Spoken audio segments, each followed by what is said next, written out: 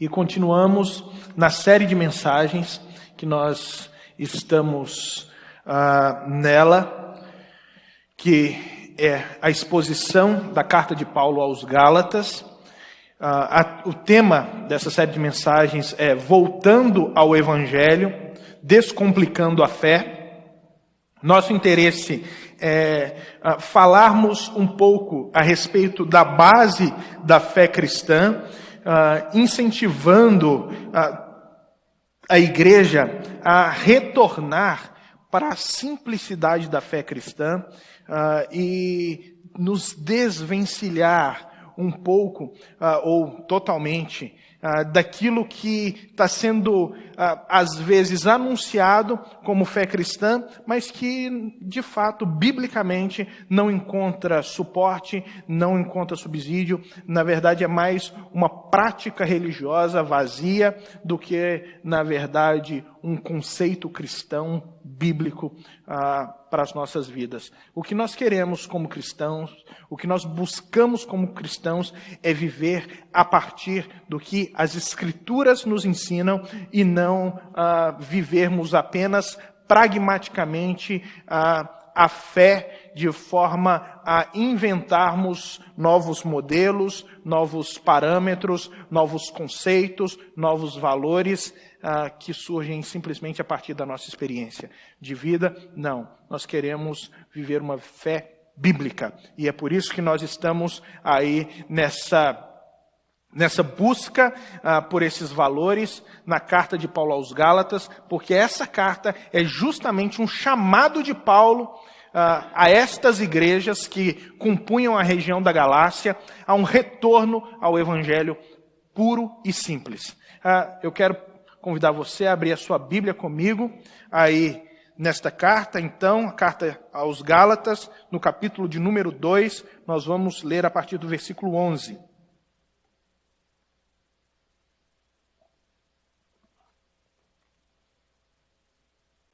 Gálatas, capítulo 2, versículo 11.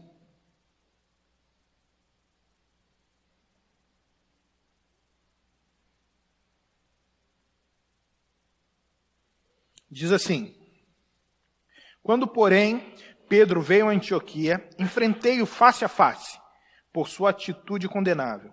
Pois antes de chegarem alguns da parte de Tiago, ele comia com os gentios. Quando, porém, eles chegaram, afastou-se e separou-se dos gentios, temendo que eram os que eram da circuncisão.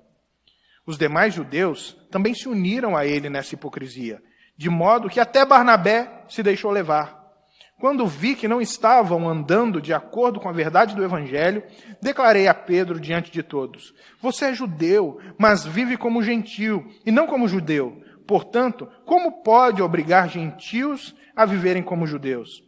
Nós, judeus de nascimento, não gentios pecadores, sabemos que ninguém é justificado pela prática da lei, mas mediante a fé em Jesus Cristo. Assim, nós também cremos que em Cristo Jesus para sermos justificados pela fé em Cristo, e não pela prática da lei, porque pela prática da lei ninguém será justificado.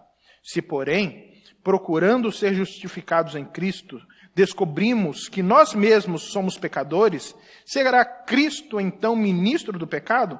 De modo algum.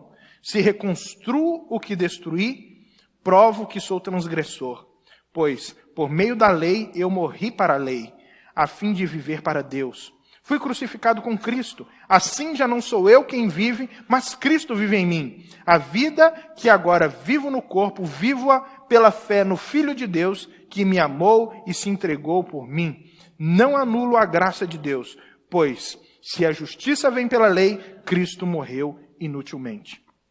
Nós estamos aqui em um dos textos mais belos de toda a carta aos Gálatas. É um momento em que Paulo ele está colocando profundo sentimento naquilo que ele está escrevendo. Ele está colocando tanto sentimento que às vezes parece que ele se torna repetitivo.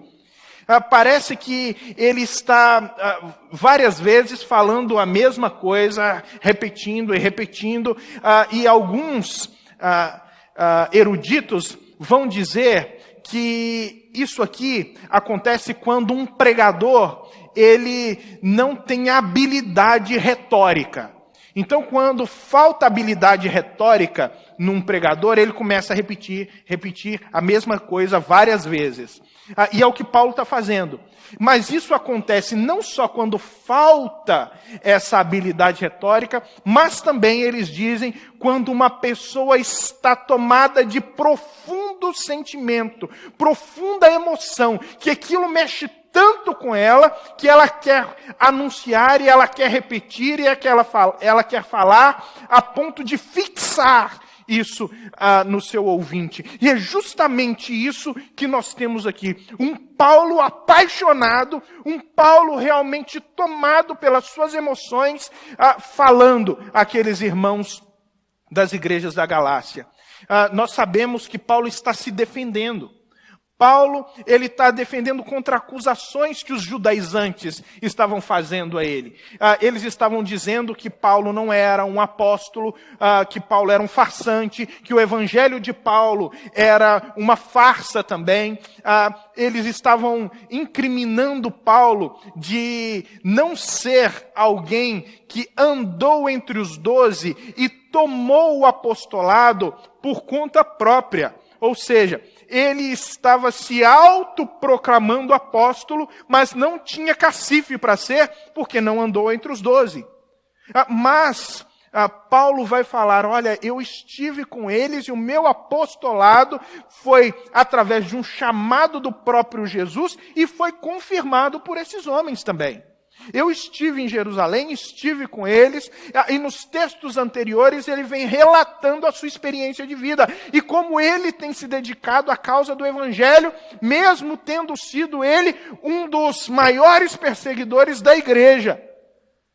Ele está falando, a minha conversão, a vida de Cristo em mim teve efeitos práticos de transformação, onde eu deixei de ser perseguidor para me tornar perseguido. Onde eu deixei de ser aquele que matava os cristãos para tornar outros cristãos através da vida que só se encontra por meio de Cristo Jesus. E agora ele dá continuidade a esses argumentos a respeito da sua autodefesa. Porque estavam, então, dizendo, olha, você está pregando um evangelho falso. É um evangelho que alarga demais as fronteiras. Que a porta estreita, você está alargando, Paulo. Ao pregar essa tal de graça, você está anunciando uma salvação muito fácil. E esses judaizantes queriam colocar várias regras para os cristãos seguirem. Eram regras do judaísmo. Eles precisavam observar calendários sagrados, eles precisavam ter alguns ritos de alimentação, eles precisavam guardar as leis do Antigo Testamento. E é contra isso que Paulo está se levantando. Contra esse tipo de evangelho mesclado com o judaísmo. Um evangelho que, ao invés de libertar o povo do pecado, colocava nele novamente as algemas da religiosidade, porque estava depositando nas pessoas a responsabilidade de promover a sua própria salvação. Ou seja, esses homens diziam, vocês precisam fazer tudo isso, se circuncidar, guardar as leis, para serem salvos. E Paulo vai dizer, não, nós não somos salvos porque guardamos as leis, nós somos salvos porque Cristo morreu na cruz por nós. Porque Cristo derramou graciosamente a sua vida no alto daquele Calvário. Então, agora ele vem dizendo, quando, porém, Pedro veio a Antioquia, enfrentei-o face a face, porque sua atitude era condenável. Olha só, ele vai agora argumentar. Bom, se eu prego um evangelho que é falso, um evangelho que não é correto, como é que eu tenho a petulância, a capacidade de enfrentar face a face e na frente dos judaizantes aquele que é considerado um dos pilares da igreja. Porque nos versículos anteriores, ele mesmo vem dizendo que esteve com aqueles que eram considerados pilares da igreja. Que eram quem? Pedro, João e Tiago, o irmão do Senhor. Aqueles que estavam sustentando a igreja, aqueles que dirigiam a igreja, aqueles que se tornaram os líderes principais da igreja.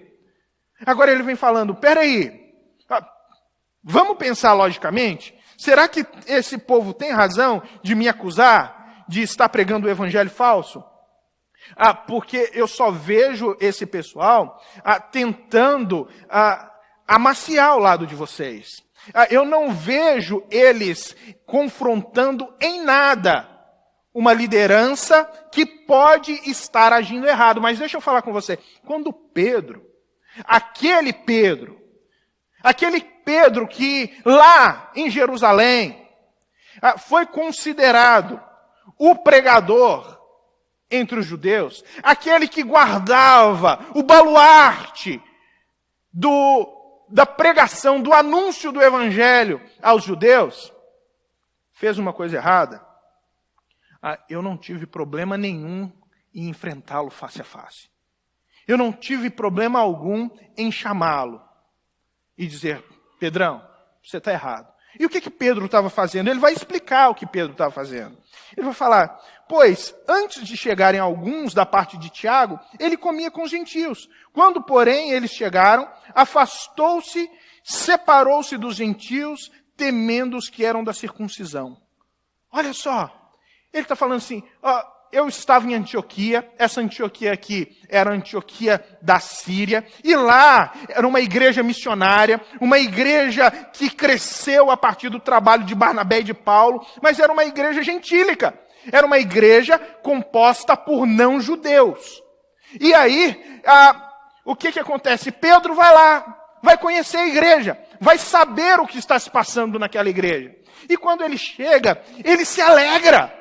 Ele se alegra porque Deus está operando maravilhas, inclusive colocando no coração daquela igreja para se tornar a primeira igreja enviadora de uma equipe missionária.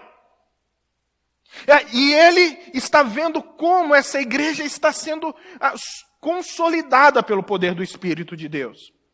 E ele se alegra a ponto de sentar e comer com esses irmãos. E sentar e comer para um judeu tem muito significado. O sentido é forte, porque comer para um judeu tem um sentido de relacionamento profundo, de comunhão. Então, o que Pedro está fazendo com o ato de comer com os gentios, dizendo, eu tenho comunhão com vocês.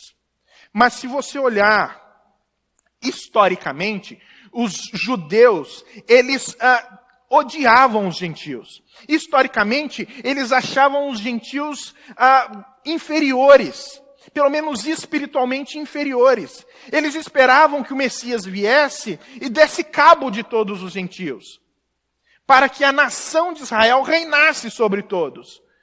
Então, eles tinham uma profunda aversão étnica a qualquer gentil, a qualquer povo que não fosse judeu. Eles então não comiam com os gentios. Mas agora Pedro está comendo. E Paulo está feliz porque Pedro está comendo. Porque Pedro está dizendo, olha, eu tenho comunhão com vocês. Mas aí Tiago, o líder da igreja em Jerusalém, monta uma comitiva e fala assim, olha, agora vocês vão lá e vão ver o que está acontecendo lá na igreja de Antioquia. Vai ver o que está acontecendo com Pedro. Aí essa comitiva, por parte de Tiago, chega. E esses que chegam, eles são judeus. E não é que são apenas judeus, são judeus puro sangue, são judeus que são fervorosos. E quando eles chegam na igreja, Pedro olha para aquilo e fala assim, opa, e agora, como é que eu vou proceder? O que é que eu vou fazer? E aí, na hora das refeições, Pedro foi para a patota dele. Pedro foi para o povo dele, para a panela dele. agora eu não vou mais sentar com os gentios, vou sentar com os judeus. Por quê? Porque eu tenho comunhão com os judeus. A minha comunhão é com os judeus. Então eu vou ficar com eles. E Paulo começou a perceber aquilo. E aquilo começou a chatear o coração de Paulo. Então Paulo vai enfrentar Pedro por causa disso. Mas não é só por causa disso. Olha o resultado do que acontece. Acompanha aí comigo. O texto continua dizendo assim: os demais judeus também se uniram a ele nessa hipocrisia, de modo que até Barnabé se deixou levar. Quando nós temos um líder, quando nós temos alguém que tem uma liderança espiritual, essa liderança sobre os seus ombros, melhor, essa liderança precisa ser tratada com muita prudência, porque todo líder, ele influencia pessoas. E é por isso que o líder, ele precisa ser exemplo. E aqui, Pedro foi um exemplo negativo do que se fazer. E aí, aqueles judeus que estavam ali, começaram a se apartar dos gentios também. E começou a voltar no coração deles aquele sentimento de superioridade, de divisão. E a igreja começou a se dividir, a se separar.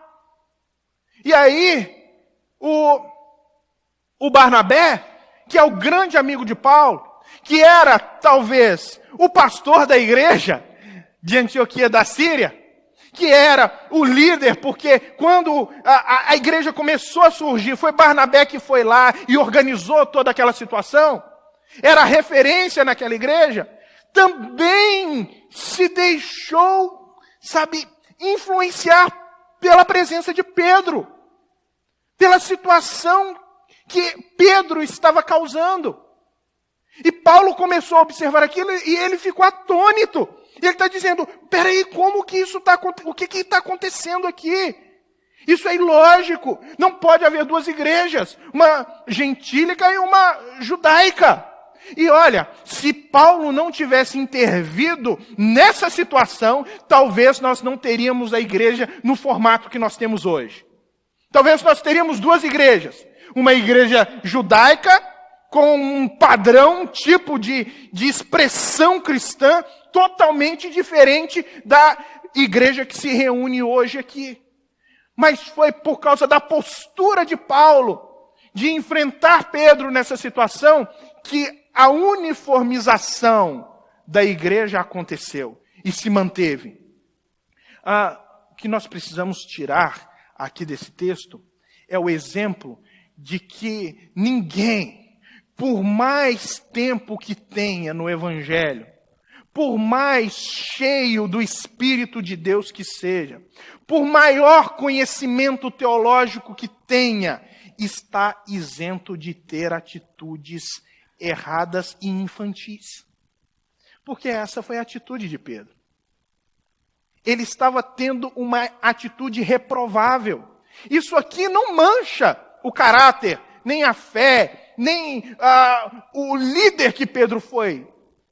Mas está dizendo, ele teve erros. E a Bíblia é fantástica porque ela não esconde os erros dos seus ícones de fé. Ela não mantém, escondido para montar super-heróis da fé. Ele está falando, olha, homens erram. Homens erram e precisam ser chamados à responsabilidade. Porque foi esse Pedro que errou e que foi reprovado por Paulo, o mesmo Pedro que deu a vida, como diz a tradição, por Cristo, para ser crucificado. E quando foi ser crucificado, segundo a tradição diz-se, eu não sou digno de ser crucificado como meu mestre. Então ele morreu crucificado de cabeça para baixo, dando a sua vida em amor, em sacrifício, pelo nome do Senhor. Ele teve um momento de fraqueza, ele teve um momento de, perda da sua sanidade, mas é assim que o corpo de Cristo funciona. Nós precisamos ter zelo e amor para cuidarmos uns dos outros, a ponto de chamar o outro à atenção. E ele chama a atenção publicamente. Porque nós precisamos entender que Pecados cometidos publicamente devem ser tratados publicamente. Pecados que são cometidos na individualidade, eles devem ser tratados na sua individualidade. E assim Pedro é confrontado por Paulo e é tratado por Paulo nessa situação. E continua sendo o grande Pedro que nós conhecemos. E Paulo não confronta Pedro de qualquer forma. Nós precisamos entender que quando nós argumentamos com alguém sobre alguma coisa, a fim de poder instruí-lo a respeito da fé, da prática cristã, da sua vida, nós não podemos ir com uma visão pragmática de vida, que é baseada apenas na sua experiência. Nesse momento, onde você quer chamar a atenção, ou você está discutindo algo sobre a vida da igreja, ou você está querendo instruir um irmão, não vale aquela frase, segundo a minha experiência, não vale isso. Ou não vale aquela frase, olha, isso me veio aqui agora. Não. Isso precisa ser fruto de um conhecimento profundo de Jesus, de um conhecimento profundo das Escrituras. Precisa ser fruto de um amor digno de ser percebido como a instrução do próprio Espírito de Deus, porque era o próprio Espírito de Deus falando por meio de Paulo. Precisa ser algo que tenha um comprometimento de sarar a vida do outro, e não de humilhar o outro. E precisa ter uma cosmovisão cristã. Precisa ter uma visão de mundo a partir do Evangelho. Você precisa falar a partir do Evangelho, e não a partir da sua experiência, e não a partir daquilo que você acredita, e não a partir daquilo que você acha que é o certo. Não foi essa a expressão de Paulo. Olha o que Paulo vai dizer. Paulo vai dar continuidade dizendo aí, quando eu vi que não estavam andando de acordo com a verdade do Evangelho. Aqui, a intenção dele é manter a verdade do Evangelho. É preservar a dignidade do Evangelho. É fazer com que eles permaneçam firmes no Evangelho. Aí ele diz, declarei a Pedro diante de todos, você é judeu, mas vive como gentil, e não como judeu. Portanto, como pode obrigar gentios a viverem como judeus? E aqui ele pega no calcanhar de Aquiles de Pedro, do Pedrão. Ele fala, Pedro, você tem consciência do que é fé. Você tem consciência do que é evangelho. Você tem consciência de que você foi liberto pela graça. Você vive crendo na salvação como um gentio crê. E não como um judeu crê. Porque o judeu crê que ele é salvo pelas obras da lei. Ele crê que ele é salvo pelos méritos dele mesmo. Porque ele é bom, porque ele faz boas ações. Então ele crê que é salvo por isso. Mas você não. Você crê, Pedro, que você é salvo pelo poder de Deus na cruz, manifestado no sacrifício de Jesus. Como qualquer gentio. Mas você está agora querendo que os gentios comecem a viver como judeus e aceitem a lei. E aceitem de novo a escravidão de uma vida que tenta agradar a Deus sem possibilidades. Porque ninguém consegue ser justo a ponto de cumprir toda a lei. E se você não cumpre toda a lei, você se torna réu da lei, condenado pela lei e digno de morte segundo a lei. Então, Pedro, você está conduzindo essas pessoas para a condenação e não para a salvação. E Pedro, deixa eu falar para você uma coisa. Você está se esquecendo, Pedrão. Você está se esquecendo da sua experiência. Você está esquecendo daquela experiência onde você estava numa varanda, no alto, talvez no segundo andar de uma casa. E de repente, o Senhor deu a você uma experiência fantástica, onde Ele te deu uma visão de um lençol, e nesse lençol estavam vários animais, de todos os tipos, e a voz de Deus falou com você: Pedro, mata e come. E você disse para ele: não, Senhor, quem sou eu para matar esses animais e comer? Esses animais são impuros. Ah, mas o Senhor falou com você, Pedro: não considere impuro aquilo que Deus santificou. E Pedro, naquele momento, entendeu que Jesus estava falando para ele a respeito dos gentios, dos povos que não eram judeus, porque todos os judeus consideravam os gentios impuros. Mas agora, Jesus está falando: eu estou purificando gentios, eu estou purificando pela minha graça e chamando dentre todos os povos um povo que pertence a mim, que é a minha igreja. E você não pode, por causa do seu formato religioso, do seu legalismo religioso, considerar impuro aquilo que Deus santificou. Ah, Pedro, por que você está fazendo isso, Pedro?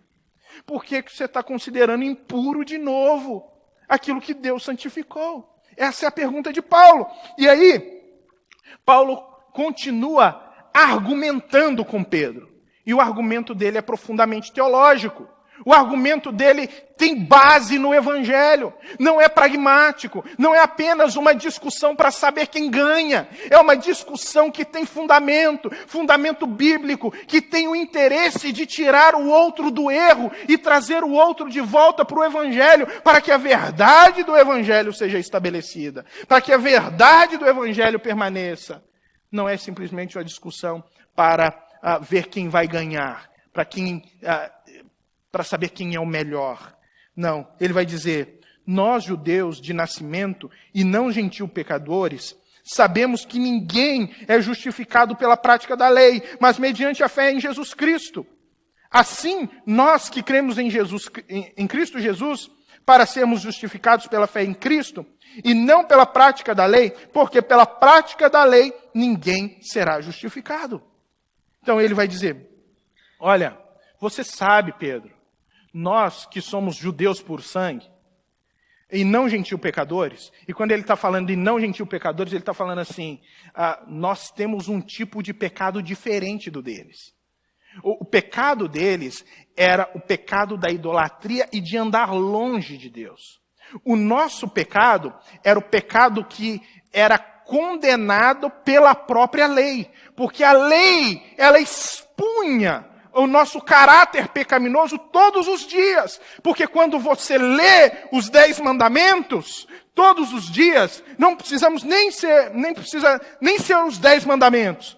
Vamos pegar só o último mandamento. Não cobiçarás. Aí está escrito lá: não cobiçarás a mulher do teu próximo. Aí está lá: não cobiçarás o estudo do teu próximo. Não cobiçarás a empresa do teu próximo. Não cobiçarás o carro do teu próximo. Não cobiçarás a casa do teu próximo. Não cobiçarás a inteligência do teu próximo. Não cobiçarás a beleza do teu próximo. Não cobiçarás o sapato do teu próximo. Nem o vestido, nem o cabelo. E aí, à medida que nós vamos lendo só o último dos 10 mandamentos, nós percebemos que a lei é como um tapa na cara de todos nós. Porque ela vem mostrando o quanto o nosso coração é mau e o quanto nós somos condenáveis. Então ele está falando: olha, a lei fazia isso conosco todo dia. Nós éramos pecadores porque a lei nos mostrava que éramos pecadores. Eles eram pecadores porque andavam afastados de Deus. Mas nós sabemos que ninguém é justificado pela prática da lei. Ninguém pode estar diante do juiz de toda a terra e sair dali isento de condenação. Porque a lei está te condenando. Você sabe disso, Pedro. Nós sabemos que nós somos justificados pela fé em Cristo. É a fé naquilo que Cristo fez. Por quê? Porque a lei, ela condena transgressores. Quem ela não condena? Justos. Aquele que é justo, que está isento de condenação, é aquele que cumpre a lei. Só que a própria Bíblia vai dizer que todos pecaram. E se todos nós pecamos, todos nós estamos condenados pela lei. O único que não pecou foi quem? Jesus. E Jesus, ele assume o alto daquela cruz, tomando o meu lugar e o seu lugar. E quando nós nos apegamos por fé a isso, ele diz: vocês agora estão justificados. Agora vocês se tornam justos. Vocês andam como justos. E por que vocês andam como justos? Porque eu paguei a dívida que era de vocês. Porque eu enfrentei o tribunal no lugar de vocês.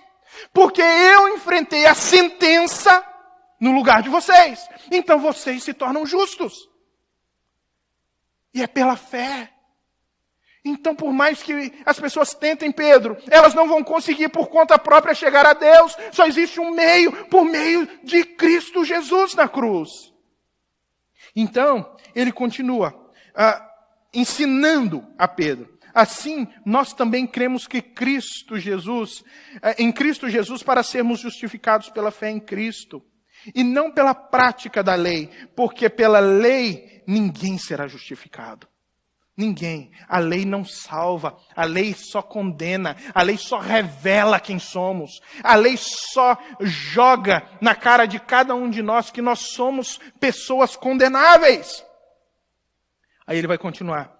Se, porém, procurando ser justificados em Cristo, descobrimos que nós mesmos somos pecadores, será Cristo, então, ministro do pecado? Quando você está em Cristo, você não se descobre mais como o condenado pecador. Você agora, diante de Deus, é o justo santificado pela obra de sacrifício de Jesus. Quando Deus olha para você e você crê no sacrifício de Cristo na cruz, Ele não vê mais você. Ele vê Cristo na sua vida. E quando Ele olha para a cruz, Ele não vê mais Cristo na cruz. Ele vê você crucificado. Porque Cristo tomou o seu lugar. Irmãos, você consegue entender o poder dessa mensagem? Você consegue entender a profundidade do que Paulo está ensinando? A profundidade daquilo que Paulo quer que nós entendamos? É que a salvação não é algo que você conquista pelas suas forças. A salvação, ela é um presente que te é dado por parte do Senhor. Por parte do Senhor que morreu na cruz. E te chamou não porque você tem algum mérito, mas te chamou só pela graça dele. Só pela graça. Então ele vai dizer, de algum modo, se reconstruo o que destruí, provo que sou transgressor. Se eu tentar voltar à lei, a única coisa que eu vou encontrar lá, aquilo que foi destruído, quando eu me apeguei por fé em Cristo, a única coisa que eu vou encontrar lá é a lei me acusando de transgressor. Se eu tentar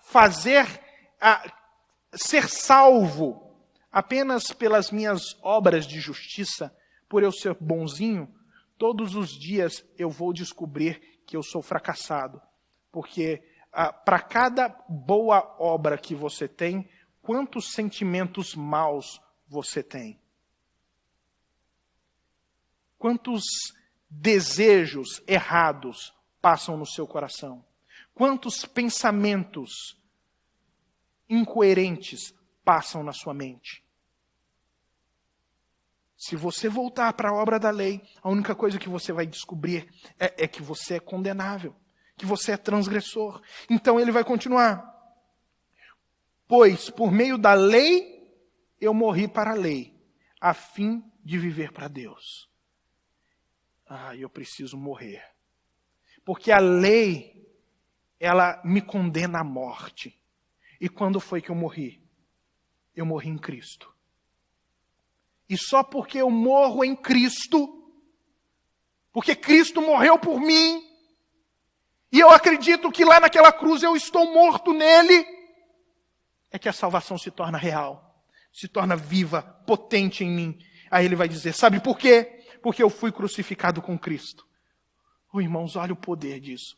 Olha a beleza dessa frase de Paulo. Fui crucificado com Cristo. Assim já não sou eu quem vive, mas Cristo vive em mim. Ninguém pode me condenar, porque Cristo está em mim. Eu estou morto com Cristo. Eu estou lá na cruz. E quem está vivendo em mim é Cristo. Quando Deus olha para mim, Ele vê Cristo. E Ele está falando, olha, deixa eu falar para você, ô Pedro, o que Cristo está fazendo na minha vida. Ele está transformando a minha vida. Porque quando eu deixo de ser eu, para me tornar aquele que Cristo quer que eu seja, é uma transformação total.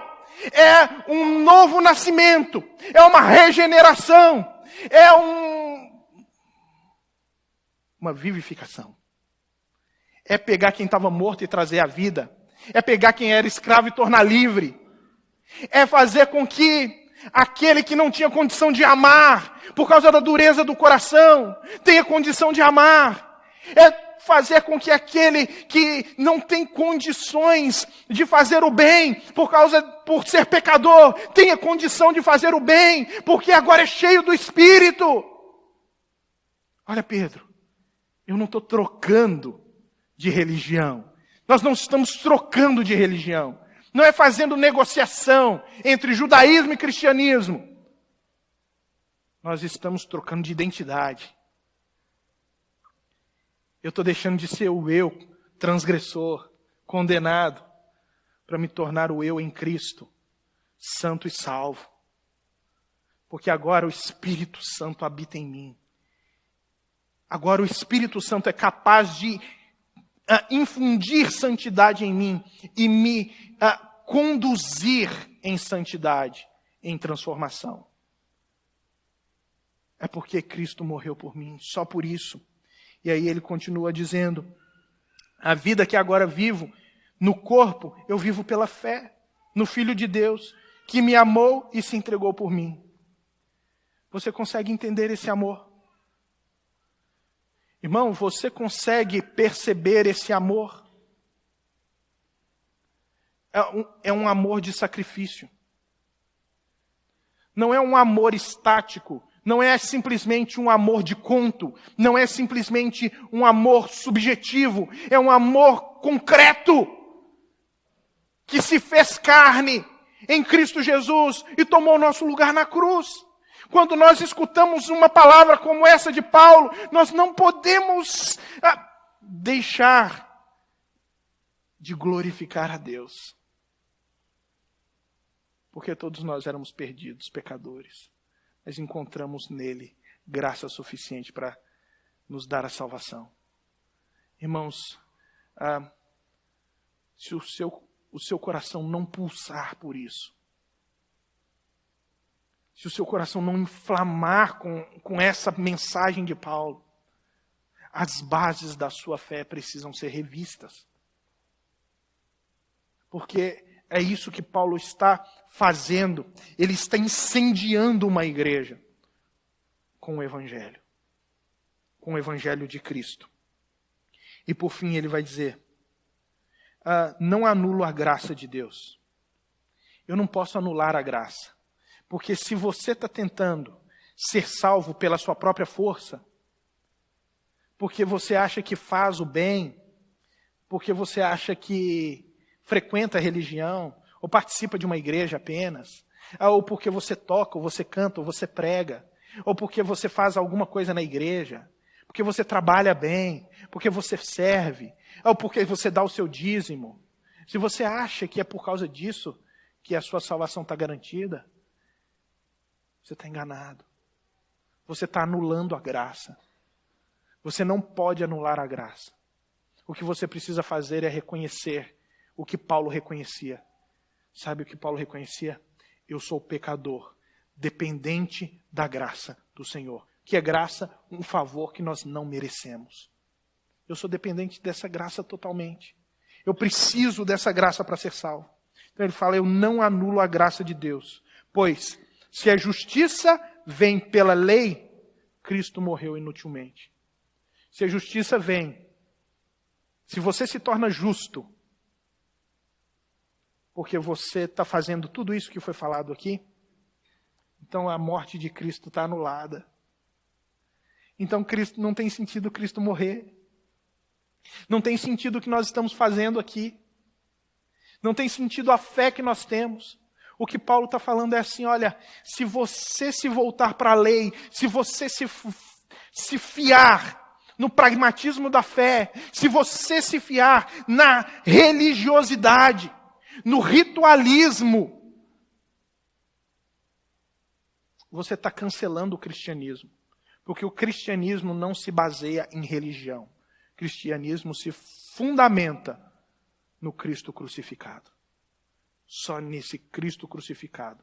E na cruz que dimana daquela cruz, e na graça que dimana daquela cruz e que alcança todos nós. Que Deus possa colocar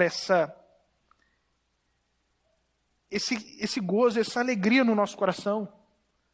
Essa palavra tão maravilhosa.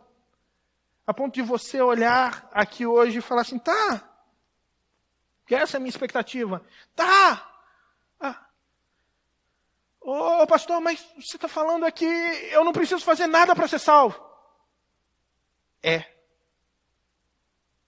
Não, mas, pastor, nada é nada? É. O que você precisa é entender quem você precisa ser depois de ser salvo. Depois de ser salvo. E depois de ser salvo, já não é você mais quem vive, mas Cristo deve viver através de você. E a minha oração essa noite é para que Cristo enche a sua vida e a minha vida. E nós possamos caminhar como Ele caminhou. Amém? Deus abençoe. Vamos ficar de pé.